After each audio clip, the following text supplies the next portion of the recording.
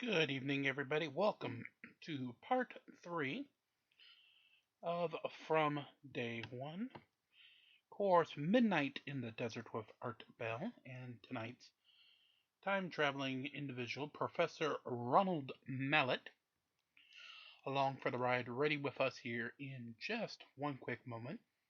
And of course, we'll go through the mailbox and everything else. We still actually have the rest of the tower to complete, 3 fights in the arena, and down in the dungeon to do. So without further ado, let's get back to Professor Ronald Mallet, again originally from October 2015. Art Bell, if you take it away, please. Coming to you at the speed of light in the darkness, this is Midnight in the Desert with Art Bell. Now, here's Art. Here I am, and Professor Ronald Mallet is my guest, and I'm going to make a leap here. Give it a try. Let us assume for a moment that what this theoretical physicist that we have on the line says is going to come to pass. In other words, you're correct, Professor Mallet. And is it irrational to then sit here and think, well, okay, if what the man is saying is correct, and he did agree that sending information back might be the first and most logical practical application of something like that we, as you pointed out, live very much in an information age now, Professor, so shouldn't we be on the lookout? Because, I mean, if time travel becomes possible in reverse, and we're inundated with so much information now, that isn't it possible that on somebody's, I don't know, iPhone, there could suddenly pop what would seem to be a indecipherable message, perhaps indecipherable if it comes from far enough in the future. In other words, what I'm saying is, if this is going to be eventually made into a practical application, shouldn't we be looking for messages from the future? Well, yes, but not quite the way in which you think, and not possibly, we have to be concerned. Because I'm not concerned, I'm just wondering. Oh, no, but the reason why I'm saying concerned is and you'll see what I mean by that. Remember what I was saying about the grandfather paradox? Yes, I do. Okay. And what I was mentioning was this physicist, Hugh Everett III, who was applying quantum mechanics to the universe as a whole. And what he found was that essentially different decisions, possible outcomes, are all played out. And I was giving a specific example that I actually like to use, which is to say that suppose that today you were trying to make a decision between having a fish sandwich or a cheeseburger. At the instant that you decided to, let's say, have the cheeseburger, there would be an Art Bell in a parallel universe that has chosen the fish sandwich. They're both real and they're in separate universes, and they both don't know anything about the other. And this notion doesn't have to do with just human beings. In other words, if an electron has a possibility of going to path A or path B, at the moment that it has that, it can actually go to both. It goes into path A in one universe and path B in the other universe. So this notion of, it was originally called many world theory, and now it's more popularly called parallel universe theory. But it's a very important and possible process that quantum mechanics opens up. Now, when Everett was looking at this, he was just looking at this as a possibility that was consistent with quantum mechanics. It turned out that many years later, it was a physicist in Oxford. His name was David Deutsch. And David Deutsch decided to apply this to, mathematically, to see what would happen when it was applied to time travel. And what he found was that what it predicted is that suppose you went back into time, in the moment that you arrived in the past, it would be a split of the universe into separate universes. It would be a universe that you would arrive in, and that universe that you arrive in, that parallel universe, you could do something like preventing your grandparents from meeting each other, and they don't have your parents, and so on. you would just find yourself in a strange universe that you were never born into. However, remember I said there was a split. The other universe you don't arrive in, and that universe leads to the outcome that we know has happened. So the upshot of this is the fact that you can travel back to the past, but the past that you travel back to is not the past that you came from. So if you change it, it will have no effect on the current one. Right. So that means that if you went back into the past to send information, or you went back there with information about the stock market, for example, yes, in that parallel universe, you could become a millionaire. But in the original universe that you came from, they wouldn't even know. They would just simply say, oh, hey, Art disappeared one day, and we've never seen him again. So in this way, you avoid the paradox problem. That's exactly right.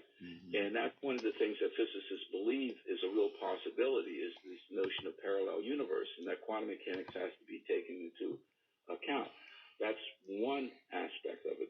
The other aspect that Stephen Hawking has considered is what he calls the chronology protection hypothesis.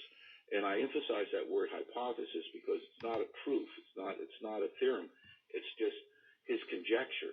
And what he feels is that when you try to travel back into the past, nature itself will conspire in ways to prevent you from changing the past. In fact, he is this conjecture of his. He's actually said it makes the world safe for historians, and that's actually another possibility. Yes. So, but once again, that's just a conjecture. So you have that out there. So that's why I said it's not as simple as it sounds. Now, and then getting back to this notion of information, getting that information. Number one, you have to realize that when you're sending information back to the past, you have to send it back in a certain form in which you have a device that will translate that. But to give you a simple example, people have asked me, well, how would you send information back? Right. Well, one of the ways that I have, and this is based on solid physics, is the neutron spins like a little top, like the Earth. It spins about an axis, okay? But in the world of quantum mechanics, the neutron can only have two directions of spin. In our world, you can have any orientation of the spin axis, but in the neutron can only spin up or it can spin down. It only has those two possibilities. Now, the thing is that suppose that I assign a 1 to the neutron spin up and I assign a 0 to the neutron spin down. Suppose I did a stream of neutrons in which I have spin up, spin up, spin down, spin up. That's a binary code number. And the thing is that so by using the spins of neutrons, one can actually send information. However, that means you have to have a device associated with your machine that can actually translate these things. So the neutrons coming back won't be able to be picked up by an iPhone or anything else unless you have something that decodes the neutron spins. Okay. And then, Okay. All right. So then, if that's so, then if the scientists, Professor, at CERN, one day while looking for Higgs or something smaller, find some of these rapidly vanishing particles actually spell out, hey, you better quit this now, they should pay close attention to that message? Well, they won't, because they won't know that that's happening. They would actually have to have a neutron receiver. Yes. In other words, it just can't be random subatomic particles. I was just trying to have fun. Oh, I see. Okay. I can be very literal. So can I. So they would not likely receive a message in that manner. They wouldn't know what they were getting. Yeah. I mean, as I said, you actually have to have a controlled experiment. I mean, all you have to do is think about telephone. I mean, Alexander Graham Bell had to have a telephone receiver in order to send his telephone message. And we have to have a radio receiver in order to get a radio signal. You actually have, you can't just get it with anything. You have to know, you have to have a device, excuse me. No, that's quite right. Let me try a question very quickly. Just throw it in. Is it possible that parallel universes may be detected by gravity waves? Not necessarily, because the thing is, you have to remember that parallel universes by their nature, means that they split off.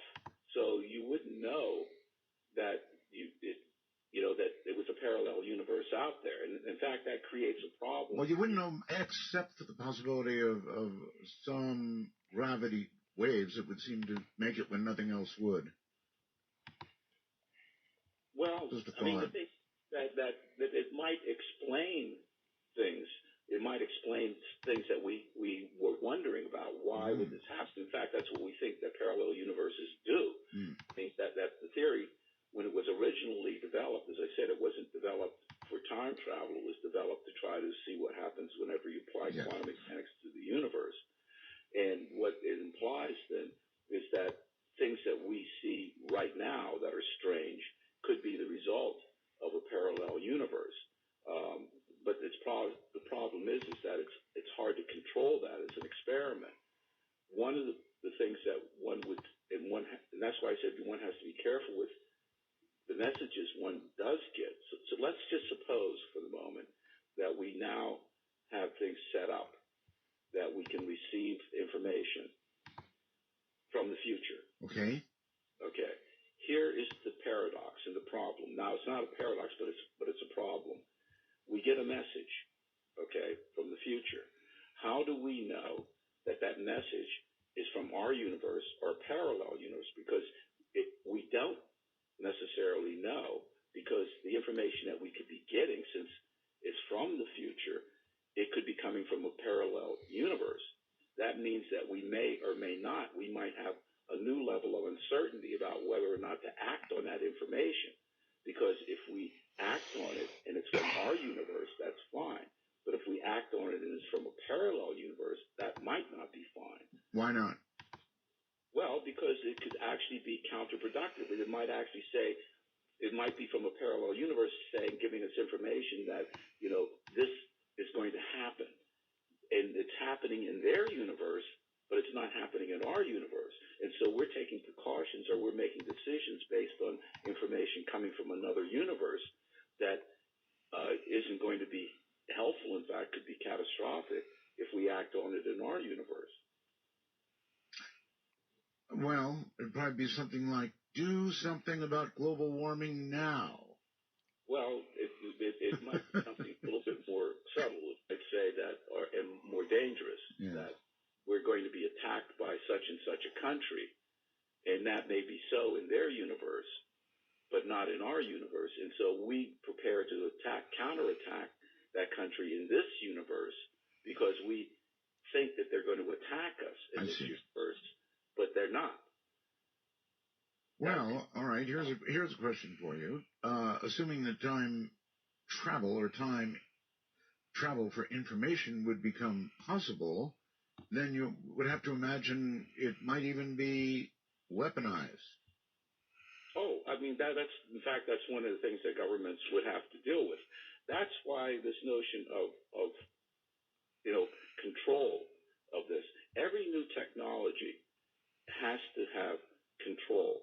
And when we talk about technology, sometimes people don't even think about how that simple that is. For example, let's suppose that you have a butter knife. I mean, I have a butter knife and I use it to spread butter, but that butter knife can also be used to stab someone. The knife itself is technology, and it's technology, it's neutral. It has to do with the intent of the person that has the technology that one has to worry about, and that has to be controlled. That's why we have laws and everything else. And in this particular case, in fact, one of my favorite movies, and it should get much more press, and I recommend it to people, it's called Time Cops with Claude Van Damme. Oh, yes. And the thing is that it's a good representation of what will have to happen when time travel comes online, because you actually have this international organization. It was to protect, the time stream, essentially, and you had time enforcement officers and all of that sort of thing. And that's going to be the sort of thing that has to happen. The other aspect is that the technology is going to be so expensive and so, it's going to be, let's think of nuclear power. None of us have our own individual nuclear reactors, and we never will. I know. I've always wanted one. Right. And the thing is that when time travel comes online, it's going to be technology of that level. So people aren't going to have their own individual time machines. I mean, that they're going to be able to scoot around in. And it's going to be something that has to be controlled on a government level. So it's going to be a much more dramatic and much more controlled issue when it does happen. And it will happen. I mean, it's potentially going to happen. Whether I'll see it in my lifetime, I'm not sure. But I know that it is possible within the framework of Einstein's theories of relativity. I've always wanted to actually have what looks like an ICBM in my front yard. It would, sort of keep everything in order. Every now and then I could have a little smoke venting from it. All right, so it's certainly possible, is it not, that either ourselves in the future or extraterrestrials have long since invented some form of time travel or information transfer. That's very possible. The thing is that, and this is actually an important aspect of time travel. In the movies, you can go back to any time that you want, but with a real time machine, you actually have a limitation. The limitation is that you can only go back to the point where the machine was turned on. For example, right. I turn the device on today, and I leave it on for 10 years. I could travel back 7 years, 5 years, all the way back up to the point the machine was turned on. But I can't travel earlier than that because you have to realize that it's the machine that's creating warping of space and time.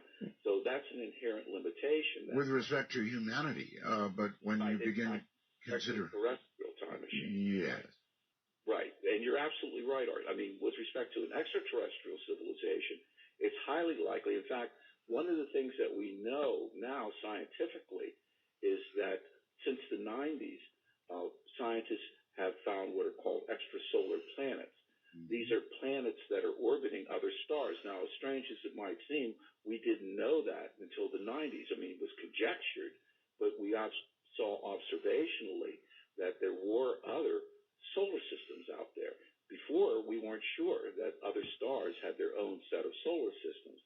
And what this means is that, in fact, scientists like to use, catchy phrases, and recently they've actually found a class. So what happened is that when they were looking at these extrasolar planets, most of them seemed like they were too close to their sun, so they were too hot. Some of them seemed like they were too far away, so they were too cold. What they have found now is a class of planets, extrasolar planets, that they call Goldilocks planets. So as you might guess from the name, it means that these planets are just right. And they're just at the possibility of that light, they could support life. Now, we haven't been able to see that yet.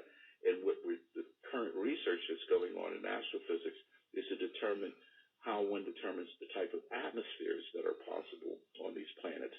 But the general feeling now is among the scientific community is that they're and this is just in the neighborhood of our galaxy that we have found, hundreds of these various planets.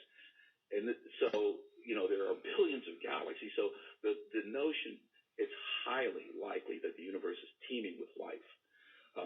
And now that's part of the serious scientific thinking. And so that means that if we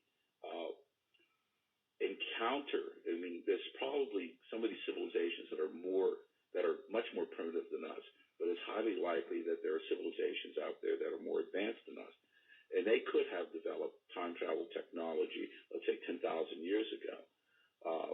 If we encounter them or they encounter us, they could visit our distant past. Or once we encounter them, we could use their time travel technology to visit our distant past. So, Nora, how about this argument? They have done it, and they have tampered with us. Well, the thing is that that's a conjecture. Yes, it is. But it's not beyond the realm of possibility. No, it's not. So yeah, it's a possibility. The thing is that once again, as a scientist, I have to see verifiable proof. But what it is not beyond the realm of possibility. All right. Hold tight, Professor. When we come back, I'll give you the open lines instructions. And if you have a question for the professor, you're welcome to ask it. If you've been listening carefully to all this and you don't have a question, then you have not been listening carefully. This is Midnight in the Desert. I'm Art Bell. And again, we'll be back with him as soon as the music bumper is complete.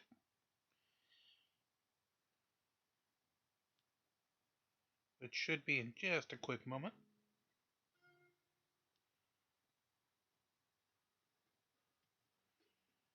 Just a few seconds here.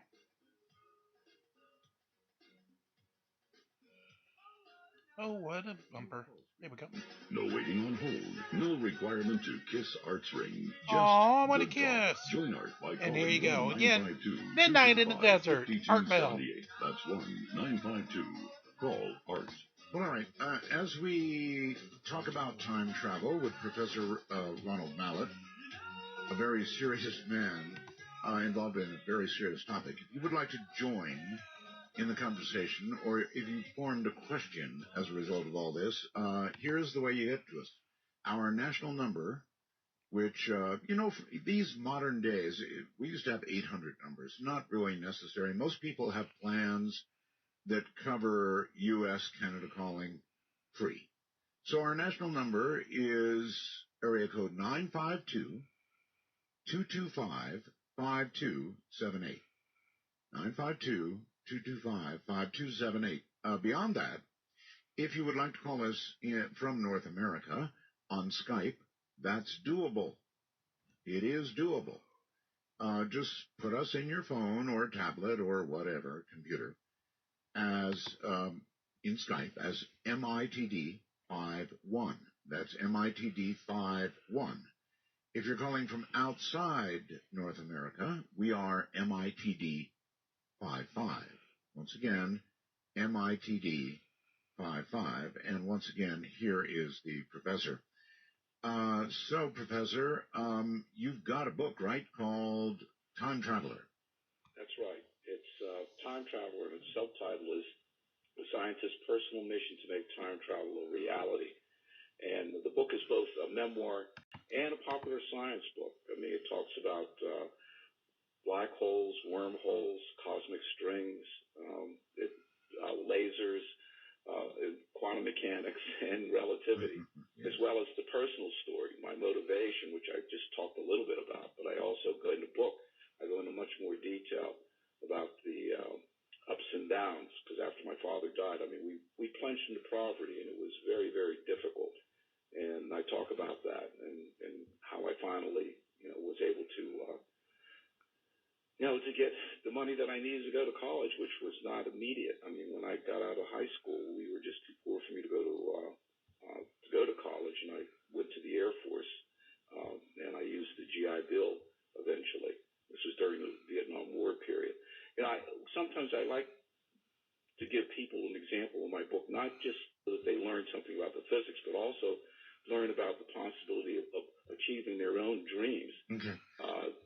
I really try to do that when I'm giving speeches as a motivational thing, which is to say that, you can achieve your dream if you do three different things. Number one, you have to have a dream first, a goal, and it should be something that really excites you, something that turns your life. It shouldn't be something that other people think is exciting for you, but something that really you want to do, whatever it is.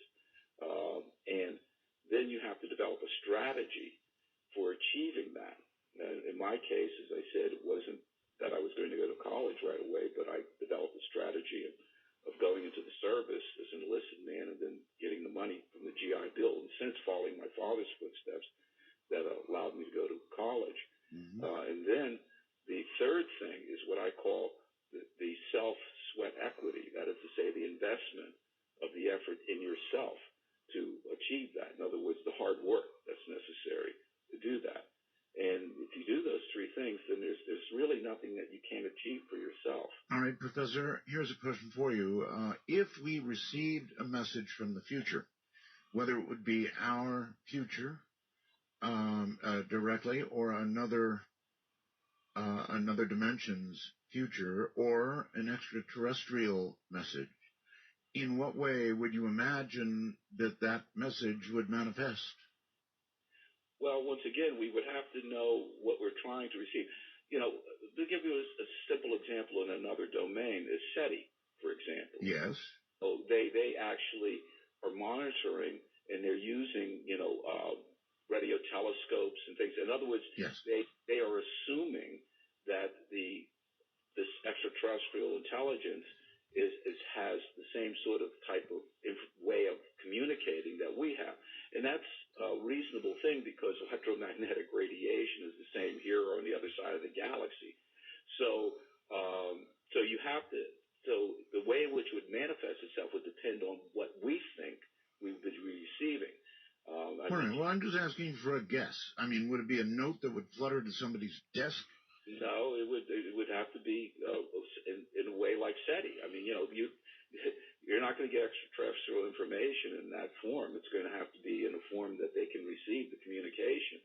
So if we really have to set up a way in which we would think that it's going to be received. Here terrestrially, we will be controlling that. In other words, when this device goes online to try to receive information, we will have detectors that detect neutron spin orientations that would allow us to digitalize or to translate that into binary code. And we know how to read binary code. So we're anticipating that that's the way we're going to be sending the information because we have, in fact, will be doing that. In other words, once we have this process, that's how we're going to set it up. So we're going to have to, with extraterrestrials, it's going to be a lot harder because the only other way that we could get the information would be, like from SETI, and they might send us information in terms of a binary code or something else. The problem is that we have to know, we have to be able to determine that we're getting information from them. In fact, it's funny because originally pulsars were thought to be information. Yes. All right, let's try a couple of calls here and see what kind of questions we get. You're on the air with Professor Ronald Mallett. Hi. Hello, Art. Hello. Hi. I got a question that maybe the professor might be or may not be associated with or know Okay, well, about. the only way you'll know is to ask. That would be Stephen Gibbs in the HDR from times past. You remember him? No. Oh, okay. He had something that was given to him. HDR is a hyperdimensional resonator. Art, maybe you can probably know a little bit more better than I can. Not really. No? No. You don't remember Stephen Gibbs? I remember Stephen Gibbs vaguely, yes. Yeah. But there's been so much. So I'm hyperdimensional resonator. What's that? It was some kind of invention that he had that had some kind of bar magnet and a set of controllers, and I think it had to do with some high frequency stuff to make you either out of body or if it was on a correct play line, go back in time. All right. Well, that's getting pretty far out there. I'm sorry I don't remember it well enough to describe it to the professor. There have been a lot of people, Professor, that have come up with various sort of time travel schemes or claimed time travel. You're aware of that, right? Oh yeah, no, I'm aware of that. I once again, as a scientist, it has to be something that's verifiable. I mean, remember the experiment that I was talking about with the Naval Observatory? I do, yes. Right, that's been repeated again and again and again, and not just here in the U.S., but in other places. Right, well, that's science, so yes, we know it's true. Right. The thing is that when people tell me that, that a person says that they've traveled back from the future, I tell my students, number one, first, be very polite to the person, number one. Two, say, well, okay, show me the machine that you materialized again, they cannot have materialized into nothing. There has to be a receiver that they were in, because that was the thing that caused the time distortion in the first place. Well, now, wait, are we so sure, since it hasn't happened yet, how it would have to manifest? Oh, yeah. I mean, it doesn't matter how. It doesn't matter what the process is. For example, when we were talking about the limitation, etc., let's talk about wormholes. You can't go back in time earlier than when the wormhole was formed. You just can't. I mean, that's physics. You can't go back in time earlier than when the rotating black hole was formed. Okay. So no matter what the process is, and it doesn't matter what it is, you can't go back in time earlier than the process itself. So when they materialize, they have to materialize in a device of some sort, and it can't just simply be that they materialize into nothing. I mean, okay. All right. Here's another one. You're on the air with Professor Mallet. Hello. Hi, Art. Hi, Professor Mallet. Thank you for taking my call. I hope you're all having a great night. Thank you. We are. Great. It's been a pleasure listening. I have a couple of brief questions. Go ahead. First, Professor, have you seen the movie Primer about time travel? Yeah. In fact, I'm glad you bring that movie up, because it's one of the few movies that actually talks about the limitation of going back into the past in a rational way. It's a very little known movie and very low tech, but they do point out that you can't go back in time earlier than the device that caused. Yeah, I thought the notion of the failsafe was pretty novel and unique.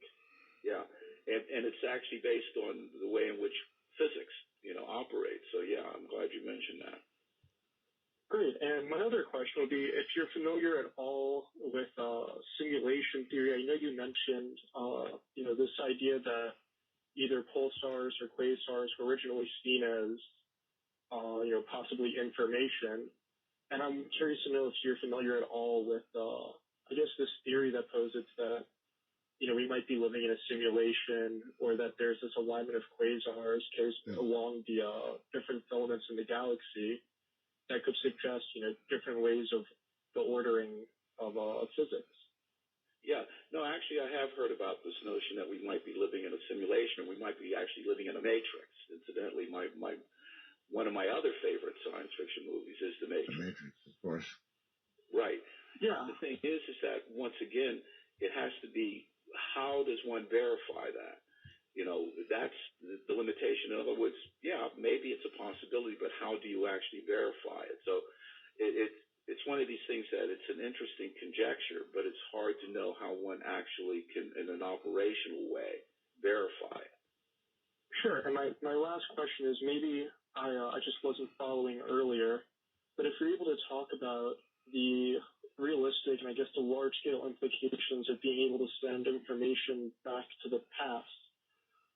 Maybe I wasn't following, but it sounds like you were saying that information sent back might go to a different timeline, so it just essentially just be charity to different universes? Or am I misunderstanding? Yeah, that's one possibility based on quantum mechanics, is the fact that the information that we send back could end up in a parallel universe rather than ending up in our universe. And on the converse side of that, that means that the information that we might be getting in our universe might or might not be coming from our universe. It might be coming from a parallel universe. Mm-hmm. So we have to have some sort of controls to know, what's happening. Would it still be valuable to us, or could it, could some of the information that we get back, say from a different universe, could it carry, different implications? Say that basic rules of physics are different in a separate universe, and we receive back information that, has that as the foundation of its analysis. Is that a real possibility? But not on the physics level, but on a technological level. In other words, we could be. Let's suppose that someone sends information back, and we were thinking that it was a cure here. Okay. It could actually be a disease in our. Yes. So it could be either immensely harmful or helpful. Who would know? That would be a real problem. But as far as the basic laws of physics, they have to be the same, or we won't be able to get the information from them at all. In other words, the basic laws have to be the same in both units. All right. Thank you very much for the call. Al on Skype, you're on the air. Hi there. Hi. Hi. I have two quick questions. All right. Okay, one is assuming that, if you go back in time, but it ends up being not your timeline, Right. what I don't understand is, do we then, would that time traveler be creating their own universe? Would they actually be creating this universe? Or are they just slipping into something that was already there? Right. Right. That's right. The thing is that you have to remember that, once again, when you take into account the fact that they have to materialize into it, it has to be that they are coming into, it could be that they're creating a new universe, but that new universe has to have a device in it. That's like the device that they left, or they can't just get to that universe.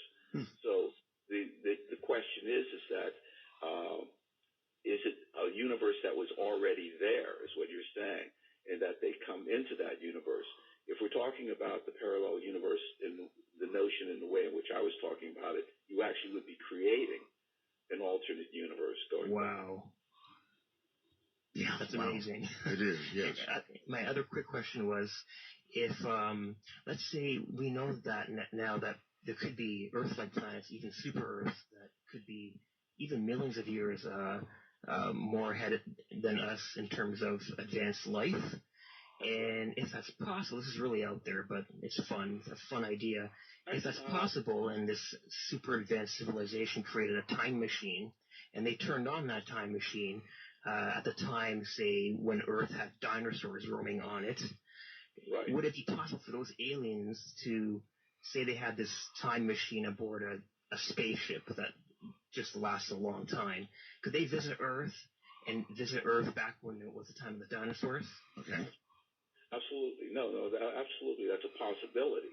But yeah, no, that's a possibility. I mean, the question is of them trying to find us. You know, I mean, it's a big universe out there. But let's say that they have, you know, they're able to find us. Yeah, they could actually have visited the time of the dinosaurs if they had created their machine that long ago. Yes.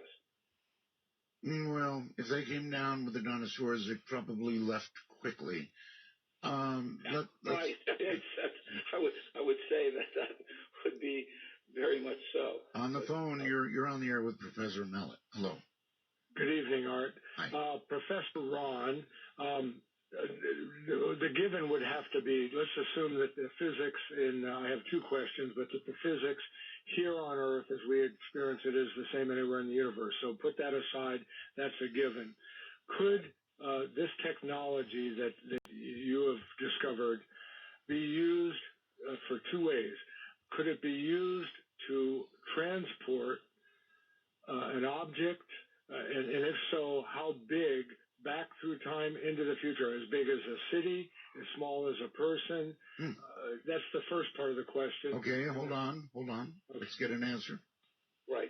No, it would. I mean, at least what I'm doing, it would be information. You couldn't send, you know, because these things depend on energy. You know, you're sending the larger the thing is, the more energy you're going to need. So no, it would actually be, you know, something as small as a neutron. Nothing larger than that in the technology that I'm developing. Well, you could imagine, though, an extraterrestrial race capable of, let us say, controlling the energy of a sun. Well, if they're able to control that kind of energy, then they might be able to, you know, to do it. There you have it. Okay. Caller, next question. Okay, well, this may or may not be related to what we just stated. The transporting device that has been leaked out in the last couple of years, I think in Sweden, where they said they did a transporter, Star Trek type transporter thing, but only, I believe, with a molecule across a room. So we know that's possible. Would your technology be able, within the current time that we experience, be able to transport physical objects or even living things from point A to point B on Earth? No. Well, number one, what you're talking about is teleportation. Yes. From time travel. And my work is not teleportation. In a sense, you might say it's the opposite. In teleportation, you're sending things from one point to another in space, okay, over arbitrarily short periods of time.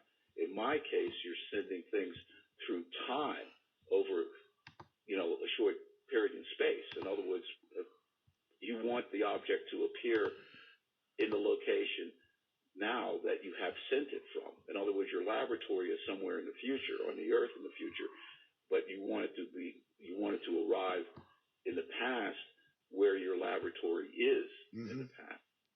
All right, let's go outside the country to Michelle, and I bet she's in Japan, right? She is. Hi, Michelle. Hi. This actually deals with what you were just talking about. The earlier guest asked about if a civilization, say, millions and millions of years ago, had this time machine, and then could we use it to go back to our millions and millions of years ago?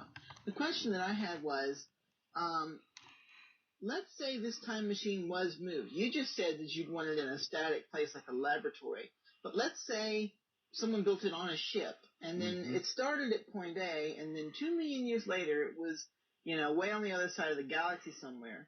If you walked into it or sent information into it or whatever, in the future, where's it going to end up in the past? Is it going to end up in that spot in the past, or is it going to end up in the machine's original spot in the past? Right. So that's a very excellent question. The thing is that the way you have to think about it, and I'm going to talk about this in terms of my work that I'm doing, is that when I was talking about these loops in time, the loops really don't close back on each other so that it's like you're going around and around. What's happening is that think of two different things happen. Imagine that when these loops are being created in time, that it's like a slinky. So the base of the slinky is here where the Earth is now, okay? As these loops are being created, they're like the helix of the slinky. So as the Earth moves, imagine that you take the top part of the slinky. You're holding the base of the slinky, where the Earth is now, okay? Right. And what you do is the top of this, remember the laboratory is moving in space, as you pointed out. The thing is that the top of the slinky is going to adjust itself and be with the laboratory wherever it is in the universe, so that at some later time, the top of the slinky is way over here. And what you have to do is in other words, to get back to the past, you are actually going to have to spiral back along the loops of the slinky, and you can go back to any point and you'll be where the Earth was at that point, all the way back up to when you turn the device on. Right. But what if you were to actually physically move the device to another place, I guess is the question. Would it have to be stationary in one place? Wherever the device is, it's going to be where the in other words, the loops are going to be adjusted to wherever you move the device. It doesn't matter. Okay. All right. So if it started out in, let's say, planet X, and later on it ended up on Earth, if you got into it and went all the way back to its beginning, you would end up on planet X, in theory, correct? I wish you wouldn't say planet X. Wherever you move, you have to remember that what you're doing is you have to leave the device on continuously. That's important. So these loops will adjust to wherever you are. And you're going back in time to wherever that particular link on the slinky was to where you were. So if the machine was able to move while turning on, you would end up wherever the machine was at the point that you jump off, basically. You got it. Right. In the future, Michelle, if you wouldn't mind, planet Y. Anything but planet Y. anything but planet X is in just X, Y, Z. Yeah, I know. The latest date for extinction, by the way, is October 7th. Thank you, Michelle. Thank you. All right. Let's go to Jeff. Hello, Jeff. You're on with Professor Mallet. Hey there. It's good to hear from you. I just wanted to give you a quick shout out. Okay, you're kind of breaking up a little there. Oh, dang it. I always seem to break out. I just want to tell you, my dad passed away, and he and I used to always talk about all the good things that you've always done.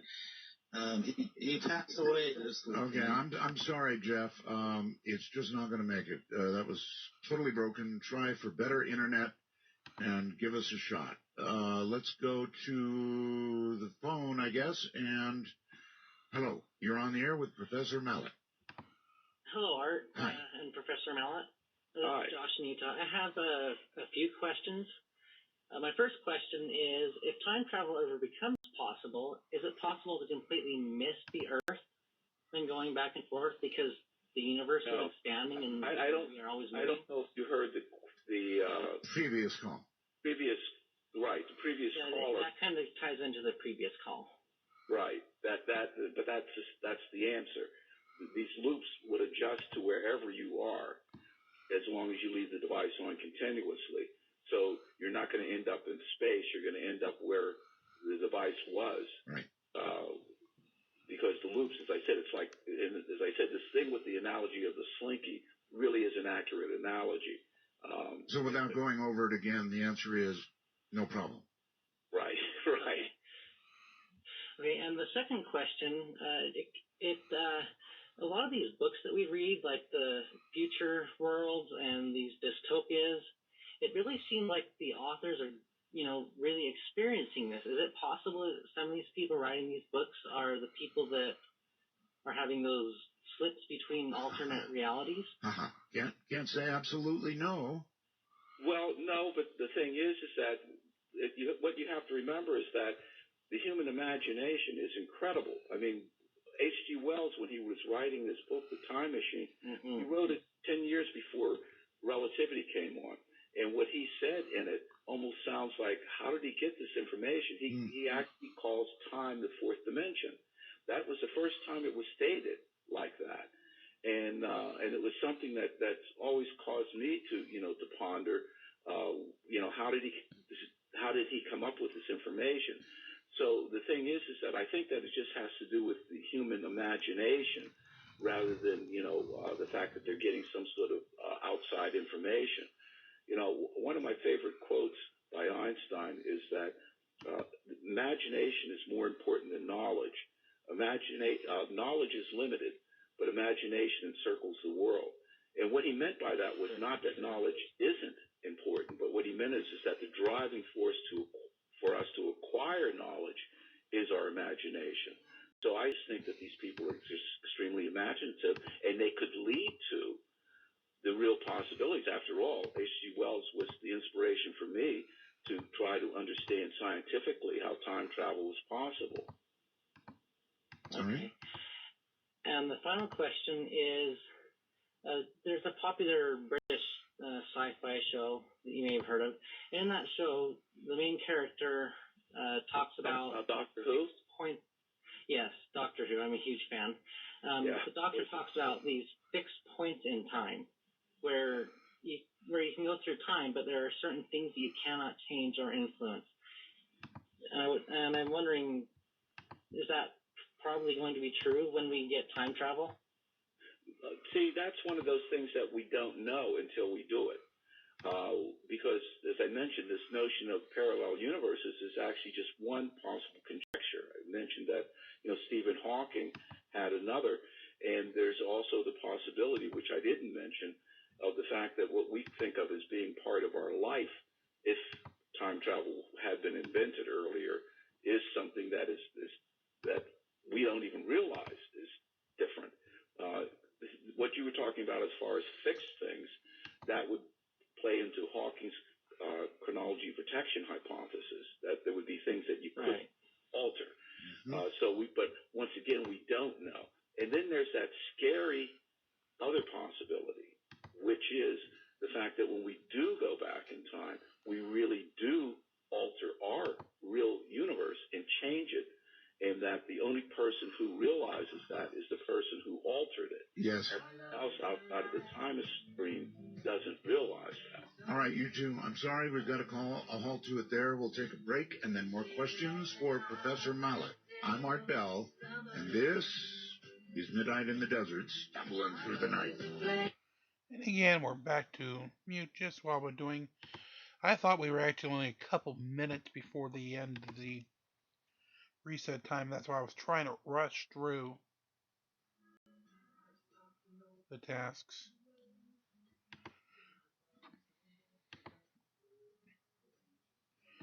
So while we have a second, let's grab our skins. Yep. And now back to Art. Art, here I am. And for that poor fellow who called earlier and said, gee, I'm broken up every time I call, it's your internet. So what you need to do is upgrade your internet. And it's not so much a matter of speed. It's actually something called jitter in the internet. You could have a pretty good speed, but if you had enough jitter, the audio would always be broken up like that. So you're going to want to look into that and have a discussion with your provider. And with that in mind, Professor, once again, here we are, and lots of people want to talk to you. So let's go to Marion in all the way over in Romania in the European Union. Hi, Marion. Apologize for my voice again. That's all right. Go ahead. Well, one that goes back in time, for example, can send information from today 1 day ago to get the lottery winnings, or I don't know what's financial gains. I mean, for say. All right, so, yes. What's gonna stop them from doing that, or why it have been done by now? Okay. Well, if you were listening, Professor, I think you feel that the information would not come from this specific timeline. Is that right? That's right. I mean, according to quantum mechanics, I mean, the person might make a winning in another universe, but they won't make it in this universe. That's one, possible scenario. And so it's the other thing is that it can't have happened yet because time travel hasn't been invented yet. Okay, not terrestrial time travel. Any minute, though. With the right. All right, I'm going to have to mute Art Bell here for just a second because we might have an interesting little dilemma. The first placed guild on this server, the New World Guild, which is a gold guild, has 3 open slots. So I just took it as a hunch because they require a level 100 to join. I sent their guild master a message. So actually, there he is right there. Q Hitomi Q.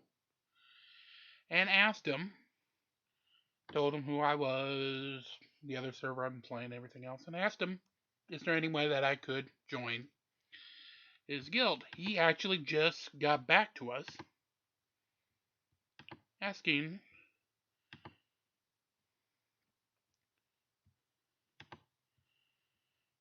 so what we're going to do is we got to take a look and see, because if they drop it to 65, then I can get in. And they just did. Okay, so give me one quick second. We're going to have to drop the banner of this French guild.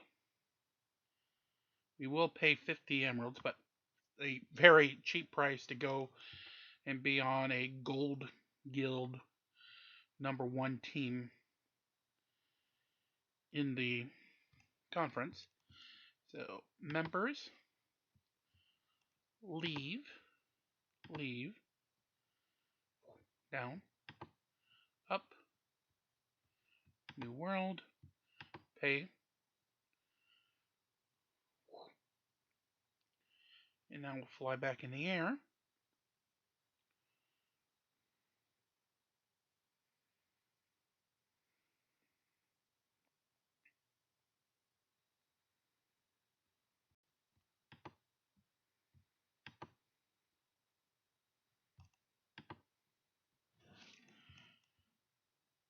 And let me send him a message real quick before we continue.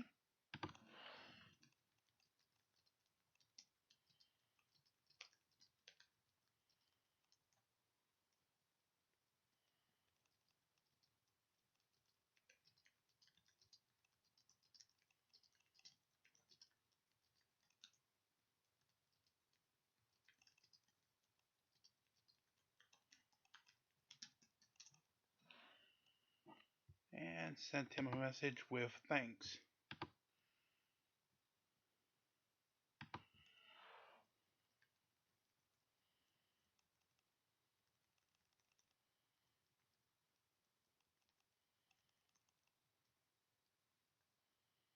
Might help if I spell.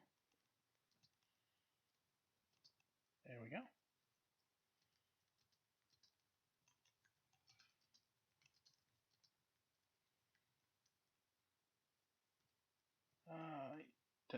There we go.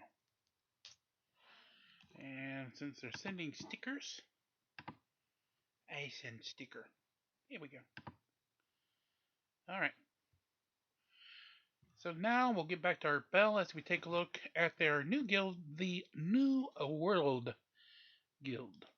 Right amount of money and a great enough technology, a lot of money, perhaps. But the thing is that, as I said, according to what we understand from quantum mechanics, you might be able to alter information in another parallel world, but maybe not this. That's just one possibility. As I said, there's the other option of Stephen Hawking's chronology protection hypothesis, which simply says that when you try to send the information back, you won't be able to do it.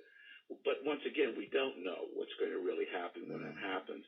And once again, the technology, when it does go online, is not going to be accessible to individuals any more than nuclear reactors are accessible to individuals. All right. On to Dale. Hello, Dale on Skype. You're on. Hey, Art Bell. How you doing? Very well, thank you.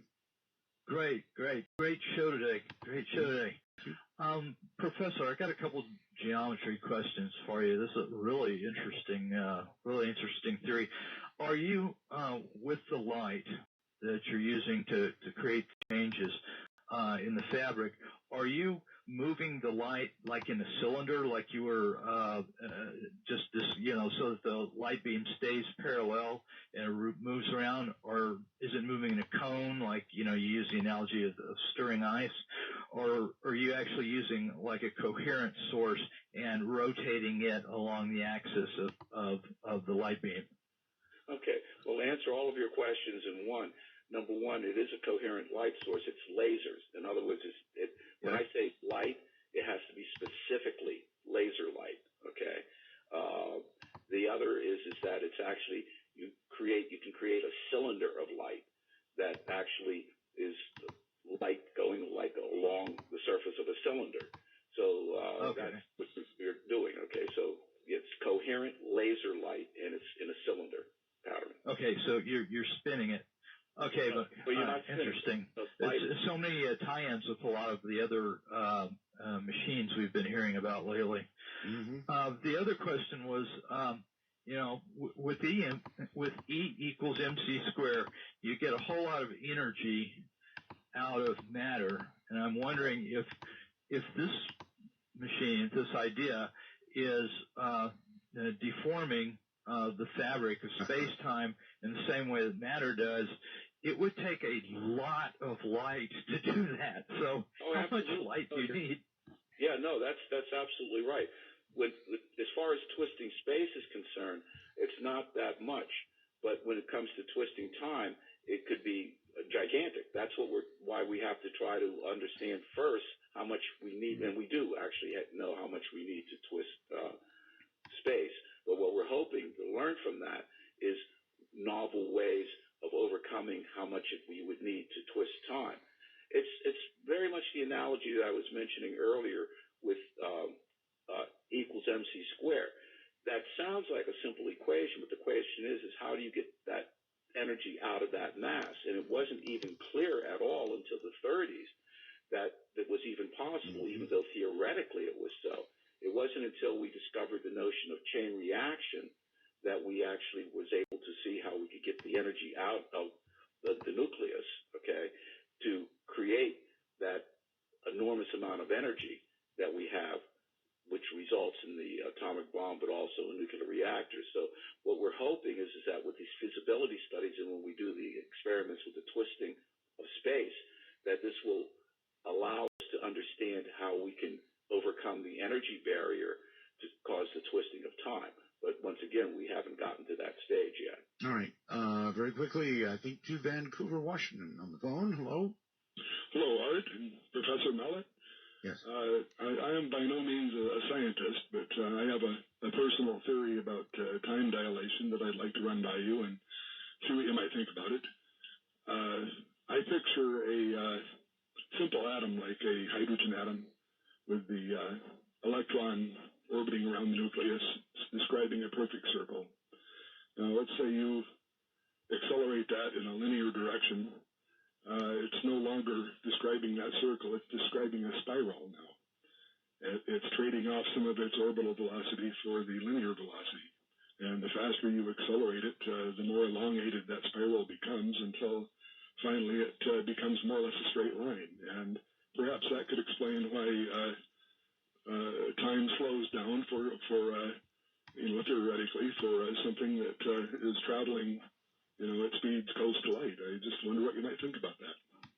Well, the thing is that you're partially right, but you have to remember that the system has time in it. It's not something that's creating time. It has time in it. So you're actually having a time dilation effect that's happening for the electron that's moving around the proton. And then when you're moving the system, it's the time dilation effect that's happening to the system. It's not that the system is creating the time dilation. So that's as I said, you have to remember that the time is independent of the system, and what you're doing by accelerating it is you're actually causing the time of the system to become altered, not the time of the system that the system is creating the time dilation. Does that make sense? I think it does to me.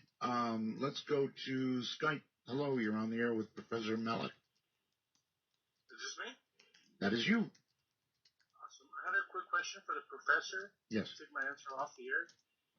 Once time travel becomes possible, would it be possible to go back in time and record an event with a camcorder or an audio recorder? And if so, would the information on that recorder still exist when you came back to the future? Ooh, good one. Yeah, so what you're saying is that suppose you go back, and if the problem is that it may or may not, because once you've gone back, you've altered the past. So if you come back, then you might find that you have a different system because you've disturbed the past. And so what you now have on your camcorder is not what you would have if you went back again. Because you've altered the past by being there. Boy, that's disappointing. All right, let's go here. I'm not sure where here is, but on the phone, you're on the air with Professor Mallet. Excellent. I'm calling from San Diego, California. I did not catch the beginning of the program, but I've heard Dr. Mallet in the past, so I'm sort of familiar with his theories. And the basic premise, I think, Professor, is that the energy density of the circulating ring laser is such that you are warping space-time, correct? Mm-hmm. That's correct. Okay. I'd like to pose some physics challenges to that. Now, the first question is, have you measured the warping of space-time with your current setup? No, because we haven't been able to do the experiment yet. But if you mean as far as the equation is concerned, yes, definitely. We know what sort of energy densities are going to cause the twisting of space. All right, practical application, not yet. Go ahead. Theoretically, right. So I pose that you are going to struggle immensely with this simply because of the energy density requirements. So as you know, we cannot do high energy density particle physics with a laser yet. We can do nuclear physics with a laser, but not particle physics. The highest energy density that we have on the planet would be found in a particle accelerator, something like CERN, Hadron Collider. Even there, the energy densities are not sufficient enough to warp space-time. So if this is an experiment... that may be true, but what we're talking about is actually you can distort space with the equation actually has, if you look at the equation, it has independent factors. It's not just simply the energy density, but it's actually, this is a ring laser type of thing. Well, right. It's inversely proportional to the size of the ring laser. So that's... Well, what it boils down to, sir, is just energy density. So, for instance, if you think of adding to the... Hold on, caller. Hold on. Sorry, go ahead. The equation actually has two separate factors. You're saying that it only has one, and that's not true. The equation has the energy divided by the size of the ring laser. So you have two independent parameters. What you have to do is maximize the energy density and minimize the size of the ring laser. But that's just energy density. That's energy per volume. So that's just energy per volume. If you think of Eddington's measurement of Einstein's theory, where the starlight was passing near the sun, and Einstein believed with his theory that he would bend that light. All right, hold on. You're wrong. So the energy density. All right, caller. Go ahead, Professor. Yeah, it's the equation says two separate things. It's not just simply the energy density of the ring laser. The energy density is a separate factor from the size of the ring laser. The size of the ring laser is a separate parameter, and what you're doing is you're actually increasing the energy and decreasing the ring laser size. Mm-hmm. That is not the same thing as changing the energy density. So what you're measuring in both cases, the thing that you're measuring is the precession of the neutron, and the precession of the neutron for reasonable energies, for instance, 1,000 joules, you can actually show that you get a precession rate that is, probably measurable. So that's not quite true. What we're trying to do is to show that you can cause a precession of the neutron due to the circulating ring laser. And that is actually something that is within present technology. Now, as far as twisting time, that requires not only different equations, but that requires much more energy. But as far as twisting space is concerned, that is definitely within the present technology and within laser powers. As a matter of fact, I have a colleague who's a laser specialist and is an expert in diode lasers. And the NSF proposal we have actually shows that you can, cause this twisting. And he's going to need how much money to begin to approve application? As I said, we have to have at least $250,000 for the feasibility study, and then that will determine exactly how much we need for the actual experiments. Well, that seems within reason. Hi there. You're on the air with Professor Mallet. Hi, guys. Good evening. Good evening. Hi, this is Chandler calling from Bloomington Normal, Illinois. And my question for the guest is, about a month or two ago, you'd interviewed a guy who had claimed to have traveled back in time as part of a Project Pegasus by DARPA. That's right. And even viewed dinosaurs and said he attended the Gettysburg Address. He did. And I was wondering. My guess is the professor is probably familiar with Andrew. Are you? Yeah, I am. Yeah, he is. So I would wonder, have you, in that case, or have you ever run across any other specific cases that have given you pause and made you wonder whether we've had visitors from the future? Well, I don't think Andrew gave him pause, but he can answer for himself. He did give pause. No, remember what I said about verifiability. And this is important, physics and science in general has two critical things: reproducibility and verifiability. You have to be able to verify this. And when I say verify it, I mean by independent laboratories anywhere in the world. And you have to be able to reproduce it anytime, again and again and again under the same conditions. One of the things that I'm very, very proud of is my book has been translated in a number of different languages. Those languages are ones that I can't read. For example, it's been translated to Japanese, Chinese, and Korean. The thing that looks exactly the same in all of those languages is the basic equation that I have for the precession of the neutron due to the gravitational field of circulating light. The equation looks exactly the same. What that says is the universality. Someone in any of these countries can verify my work independently of me. And the thing is that whenever, for scientists, if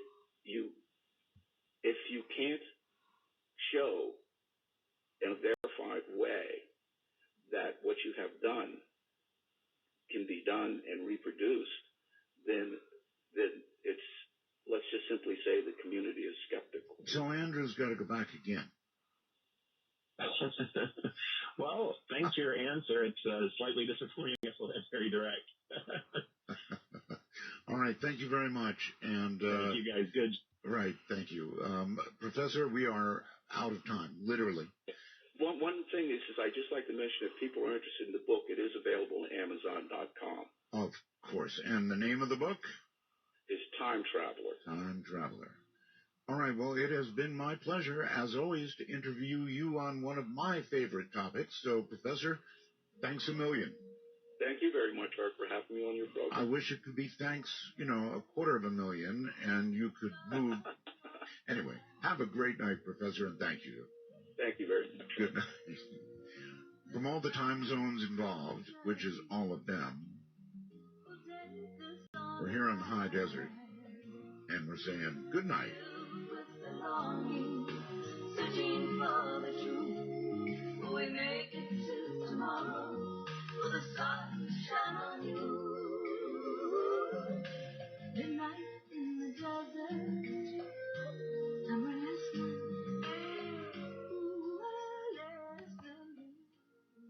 Thank you, Art Bell and Professor Ronald Mellett on time travel. We, of course, will have a new topic tomorrow, and maybe I'll have to find that one individual they referred to. Won't do it back to back, mind you, but find the other guy for another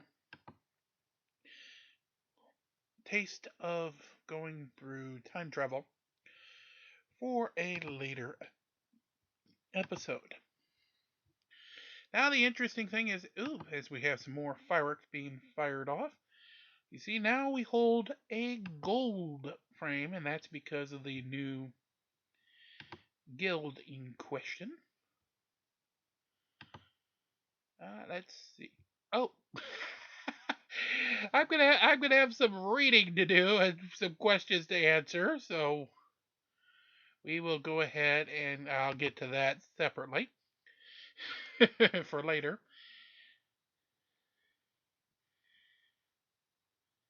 And I guess the gift has already come out.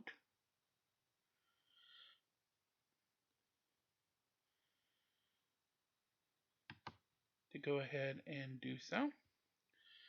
But as the fireworks shoot off, the day comes to an end for day number 25. Until next time, everybody here, make sure you watch Release the Krakens, all the other goodies, and of course, for the guild in question that we are now, tagged to, it's a new world to release the Krakens. Have a great day, everybody. We'll see you tomorrow.